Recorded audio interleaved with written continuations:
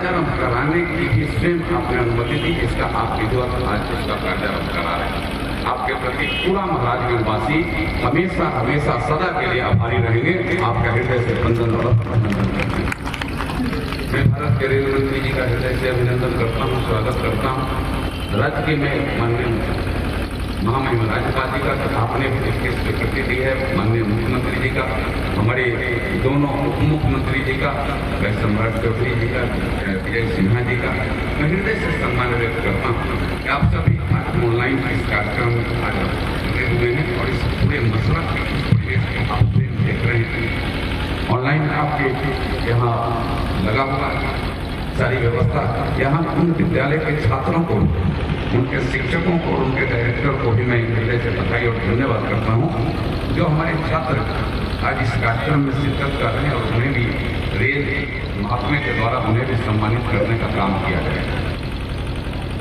मैं उन सभी छात्रों जो छात्र निर्भीकता से मैंने एक कार्यक्रम उनका सुना, किस तरीका से निर्भीक होकर के अपने स्वर को अपने वाद्य तंत्रों के माध्यम से समाज के लिए प्रस्तुत कर रहे हैं। आप हृदय से आप सम्मान के पात्र हैं। मित्रों, मैं बहुत लंबी चौड़ी बात नहीं करूँगा। मैं 2-3 बात यह जरूर करूँगा कि आजादी के यह अमृत काल चल रहा था और अमृत काल यानी 76वां साल में हम आजादी के प्रवेश किए और ईश्वर ने मुझे भी यह सौभाग्य दिया था कि मैं इस आजादी के इतने दिनों के बाद ही जब जनार्दन सिंह ग्रेवाल सांसद होगा तो यह मेरा राज्य का मसरत स्टेशन अमृत आज ऐसे ही मानवीय रेल है स्टेशन है, वो भारत के मैप पर जुड़ा रहता है। लेकिन अमृत भारत स्टेशन के रूप में इस देश में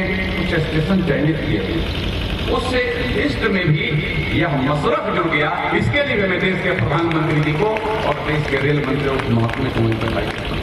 अभी हमारे अधिकारी बता रहे हैं कि सर आपके प्रयास से हम लोग ये देख रहे हैं कि यह ग्रामीण क्षेत्र का ऐसा पहला स्टेशन है जो अमृत भारत स्टेशन के रूप में आपने देखा। हम सब तो मुख्यालय या फिर जो मेन लाइन पर चलने वाली जो स्टेशन है उसको भी नहीं जोड़ पाते, लेकिन आपका प्रयास यह गांव तक भी प्रधानमंत्री जी को सीधे ऑनलाइन होने के लिए बात कर दिया। मैं आपका बधाई करता हूँ प्रधानमंत्री। और यह मैं आपको सिर्फ बता दूं कि यह छोटा कार्य नहीं, जितने कार्य हुए हैं उसमें 12 करोड़ 51 लाख रुपए का अतिरिक्त कार्य आज से शुभारंभ हो रहा है इस महत्वपूर्ण स्टेशन को और विकसित करने के लिए। प्लेटफॉर्म में पर 10 से सोलर लाइट, प्लेटफॉर्म पर जो सोलर लाइट लगेगी, प्लेटफॉर्म अच्छे चकमक आपको दिखेगा। यह काम आज हो रहा है। प्लेटफॉर्म का विस्तार तथा ऊंचाई बढ़ाना, प्लेटफॉर्म का विस्तार भी किया जाएगा। बड़ी ट्रेनें जब लगती है तो आधा ट्रेन पटरी पर लगती है और आधा प्लेटफॉर्म पर लगती है, तो उसका ऊंचाई भी होगा। कि पहले यह तो हमारे जब यह मीटर गेज जब चलती था उसके ब्रॉड गेज में हो गया है, इसको उस अनुसार ऊंचाई में बढ़ाया जाएगा, उस अनुसार इसके को लंबाई भी बढ़ाने का काम किया जाएगा। सर्कुलेटिंग एरिया का विकास और संदीकरण, सर्कुलेटिंग एरिया में जो जितने एरिया इसका बाउंड्री भी होगा।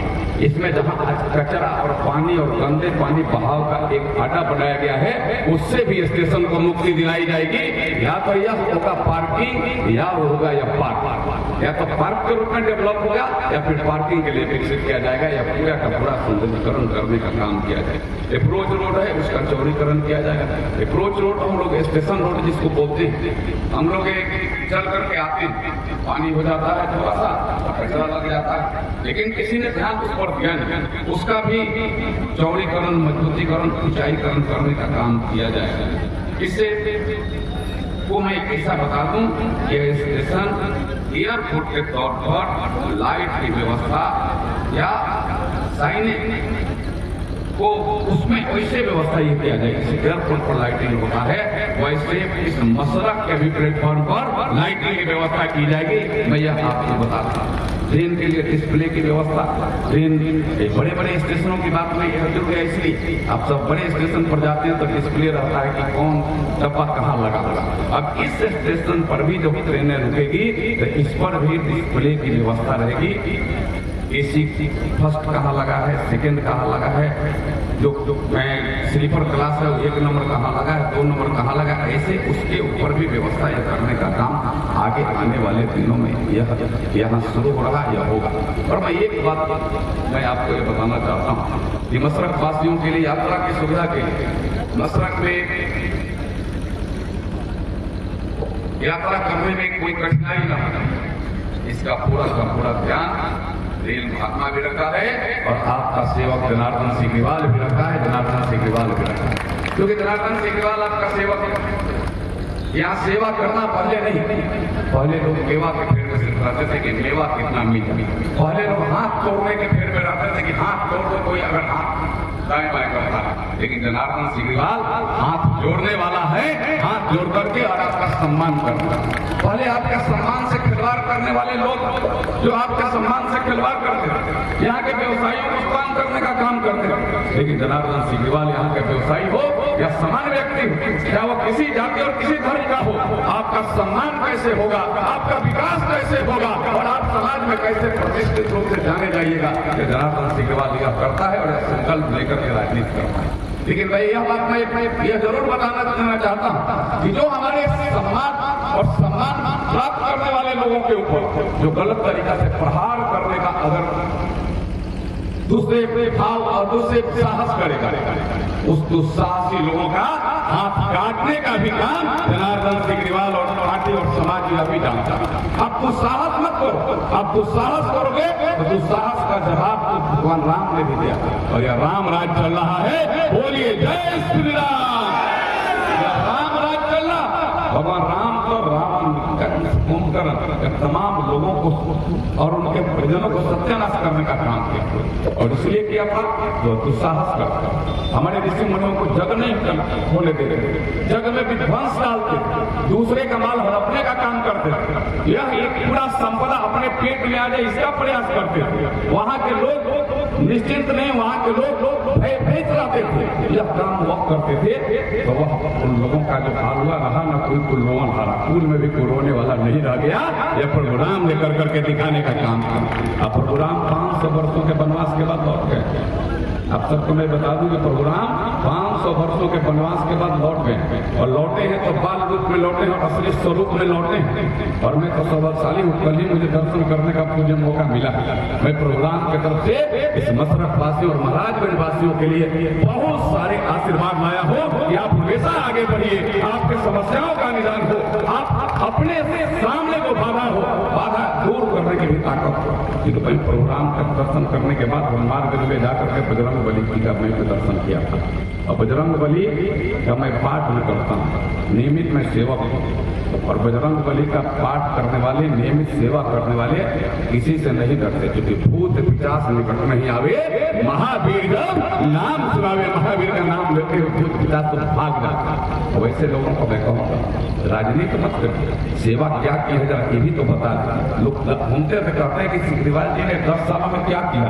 अरे आप अपना तो बता दो कि आपने कितना लूटा है, आपके आंकड़ा में पूछ लूं कि आपने कितना लूटा है तो आपके पास यह संपदा कहां से आई। और जनार्दन सिग्रीवाल आज से नहीं, आज लगभग 30 साल हो गया राजनीति में, लेकिन 30 साल पहले भी उसी करकट के नीचे था और आज भी उस करकट के नीचे जनार्दन सिग्रीवाल है। और आपका कोठा अटारी कहां से आ गया जरा ये तो बता दो, जरा बता दो जनता के सामने यह कहां से आया।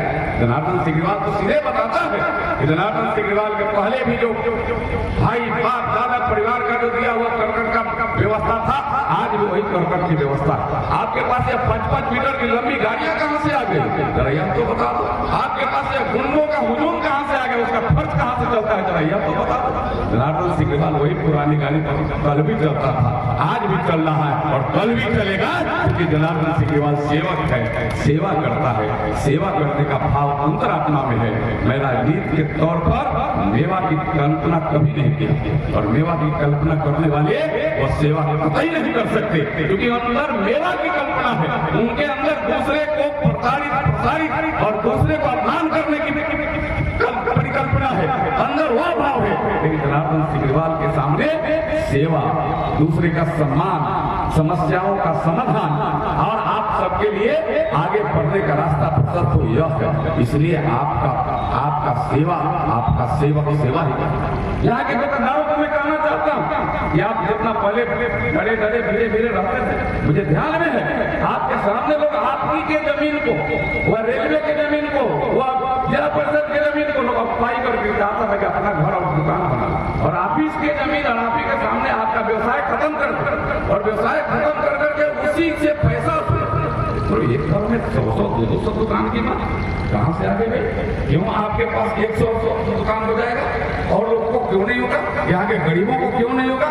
यह तो करने की आज आवश्यकता है और इसे हम करें, यह हमें लगता है कि यह आवश्यक है, जिसे हम करने का काम करेंगे। मित्रों, मैं आप सबसे निवेदन अंत में करूंगा, यह क्योंकि प्रधानमंत्री जी का कार्यक्रम आप सभी यहाँ जमे रहेंगे। प्रधानमंत्री जी लगभग 12 बजे के लगभग आपसे सीधे जुड़ेंगे। पहले हमारे इस कार्यक्रम के संचालक सुनील जी ने बताया आज एक जगह नहीं, सुनील भाई आज 6 कार्यक्रम हैं। मैं आपको बता दूं, जो मान लीजिए हमारे सामने जो भारत के रेल मंत्री जी का पत्र है, ये हमारे लिए सौभाग्य की बात है कि एक लोकसभा क्षेत्र में आज प्रधानमंत्री जी 6 जगहों पर जुड़ रहे हैं। इससे बड़ा सौभाग्य हमें लगता है कि कभी नहीं आएगा। यह स्वर्ण अक्षरों में आज का दिन लिखा जाएगा। 6 जगहों पर आज जुड़ रहे हैं प्रधानमंत्री। आज मशरक में यहाँ जुड़ रहे हैं, एकमा में जुड़ रहे हैं, मलमलिया में आरोबी जो सबसे इस राज्य का सबसे बड़ा आरोबी बना है। आप सबने देखा 1 किलोमीटर के स्तर पर वो आरोबी बना, वो देहात का भी अद्भुत आरोबी है, वहां जुड़ रहे हैं। उसके बाद आपको बड़का गांव में जुड़ रहे हैं, उसके बाद आपको सागर सुल्तानपुर में वह जुड़ रहे हैं। ऐसे 6 जगहों पर 4 आरोबी और अंडरपास आरोबी और 2 स्टेशन पर जोड़ने का काम वो सीधे आज प्रधानमंत्री जी कर रहे हैं। यह इतिहास, यह सदा के लिए हम लोगों के इस महाराजगंज के इतिहास में स्वर्ण अक्षरों से अंकित हो जाएगा कि एक दिन में देश के प्रधानमंत्री 6 जगहों पर 6 आरोबी, अंडरपास और स्टेशनों पर जोड़ने का काम किया है और हजार लोगों का तादाद हर जगह उमड़ पड़ा है। मैं आप सब नस्बतवासियों को भी हृदय से बधाई करूंगा। और एक बात कहूंगा कि बजरंगबली जी की कृपा, भगवान राम की कृपा, भगवान राम जब 500 वर्षों के बाद वापस आ सकते हैं तो आपकी समस्याओं का निदान तो राम ही कर पाएंगे। इसलिए आप सबसे मैं एक बार निवेदन करूंगा कि जो जहां है अपने दोनों हाथ को उठाइए और मुट्ठी को बांधिए और बोलिए जय श्री राम, जय श्री राम, जय जय श्री राम। भारत माता की, भारत माता की, वंदे वंदे।